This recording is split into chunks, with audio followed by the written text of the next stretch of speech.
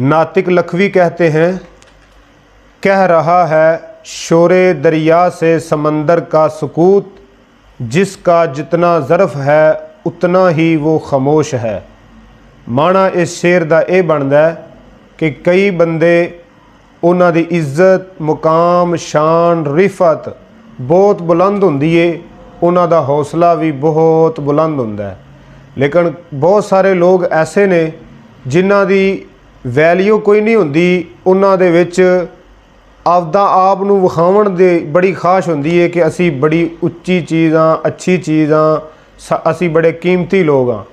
तो इमाम इब्ने कय्यम रहमतुल्लाहि अलैह दा कौल है, कुल्लमा ज़ीदा फ़ी इल्मी ज़ीदा फ़ी तवाज़ी, कि जदों बंदे दे इलम च इजाफा होंदा है उनदी आजजी अंदर भी इजाफा होंदा है। तो मतलब कि किहड़े लोग अपने आप नूं उच्चा करके विखाना चाहते ने, उन्हां दी असल इज्जत नहीं होंदी।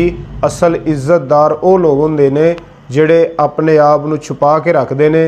जिस तरह समंदर दे विच पानी की मिकदार ज़्यादा होंदी है लेकिन उनका शोर नहीं होंदा। दरिया च समंदर के मुकाबले च पानी की मिकदार कम होंदी है लेकिन उनका शोर बहुत ज़्यादा होंदा है।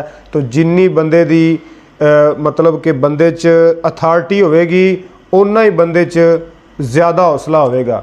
जिन्हां लोगां च हौसला कम होंदा है उन्हां समझो वैल्यू भी, उन्हां दी इज्जत भी कम होंदी है। लिहाजा सानू ऐसे लोगों को पहचानना चाहिए और उन्हां दी कदर करनी चाहिए।